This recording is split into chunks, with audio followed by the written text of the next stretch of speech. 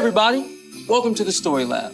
This week, we're talking about Christmas while we take a look at the story of some guys who spent more than a year celebrating Christmas. We can just leave the tree up all year, right?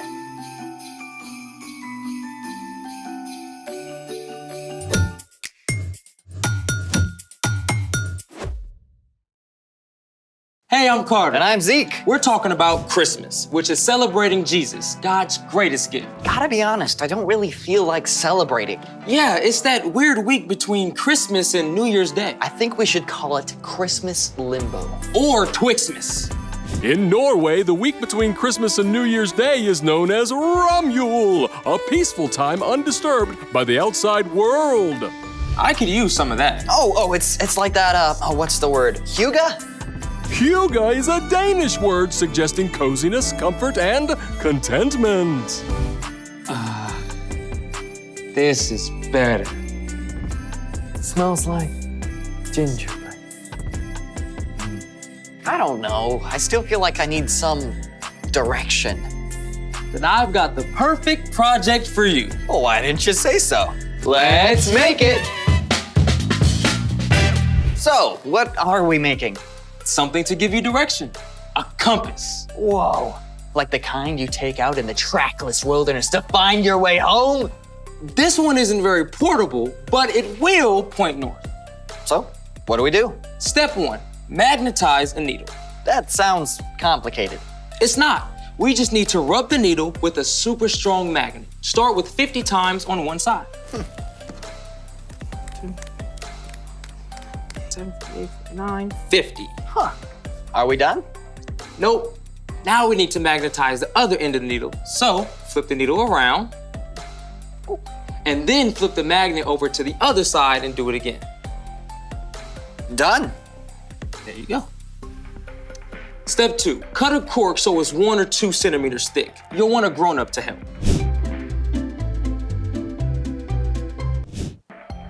You'll also need a grown-up to help with this part. Push the needle right through the center of the cork. A pair of pliers will help.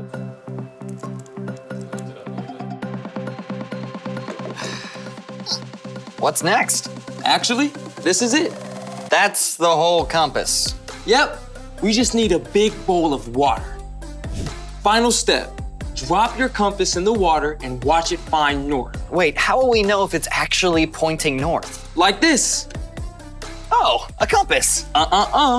You're gonna guess where north is without looking. What? I never pay attention to where the sun rises or how to get anywhere. Ready, set, northward. North is that way. Okay, due to the centrifugal force of the velocity of the light refracting on the walls, it's that way. Nope, it's that way. Huh, that's crazy. How does it know where to point? A compass works because the Earth is actually a giant magnet. The magnetized compass needle lines up with the Earth's lines of magnetic force. You know, my dad still gets us lost with GPS. Can you imagine making a long trip with just a compass? Speaking of long trips, it's time for The story before the story. Today, we're in the first book of the New Testament, Matthew. God had a plan to bless the whole world through one family, the Israelites. But God's people kept turning away. At last, they were attacked by foreign nations. Even in this time of trouble, God spoke through prophets and promised to send a rescuer. Then, after hundreds of years, God sent an angel to an ordinary girl named Mary. Mary gave birth to God's son, Jesus, just as God had promised. And that's where our story starts. Take it away. Hey everyone, I'm Erica. So far, God had used prophets and angels to spread the word about Jesus. But the God of all creation can use anything to send a message. And this time, God placed a special star in the sky. Far to the east of Bethlehem, some wise scholars spotted the brand new star. What star is that? I don't recognize it. Because it's off the charts. What about the ancient Hebrew scrolls? We don't know exactly how these wise men knew about the star, but they probably knew of Daniel, who had served as an advisor in Babylon hundreds of years before. They may have had copies of ancient Hebrew scrolls. A star will come from among the people of Jacob. A king will rise up out of Israel. According to Daniel, the time is right. It's party time! Gotta go see the new king! Here's the thing. These wise men may have lived more than 500 miles away from Bethlehem, but they packed up special gifts and set out on a long journey across the desert to see the brand new king. It would have taken them many months. Are we there yet? I spy a city ahead. It's Jerusalem. We can't be far off. Now, you can imagine, when these wise men entered Jerusalem with their fine robes and big questions, they caused quite a stir. Where is the child who has been born to the King of the Jews? We saw his star when it rose. Now we've come to worship him and party it up! This news traveled at hyperspeed to the palace where King Herod lived. Herod had been put in place by the ruling Romans, and he liked to think of himself as big stuff. He was not happy about the news of a new king. Where is this king, this Messiah, supposed to be born? Bethlehem? How do you know this? Well, the prophet Micah writes, "But you, Bethlehem, in the land of Judah, are certainly not the least important among the towns of Judah. A ruler will come out of you. He will rule my people Israel like a shepherd."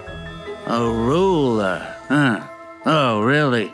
Well, let's get these, wise men in here.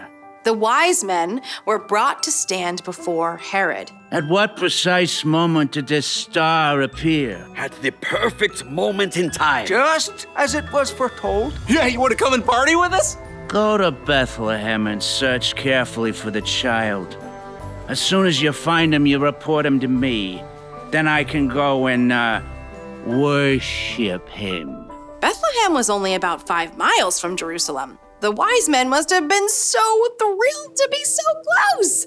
They were filled with joy when they saw the star again. There it is! This must be the place. Party time! The wise men probably didn't expect to find a king in an ordinary small town, but they were overjoyed to see Jesus, who was now a toddler. They bowed low to worship him. Please accept these gifts.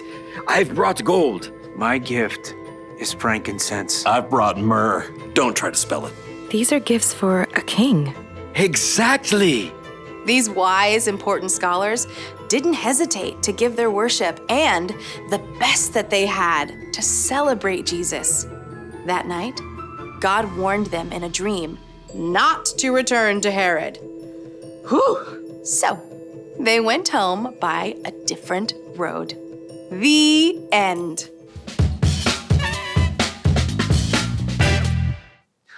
What an epic road trip. Yeah, especially since they didn't know for sure what they would find when they got there. Exactly. It was an adventure into the unknown. So what's our part in the story? Well, celebrating Jesus isn't something for just one day or 1 month out of the year. After all, there are so many things wrapped up in God's amazing gift.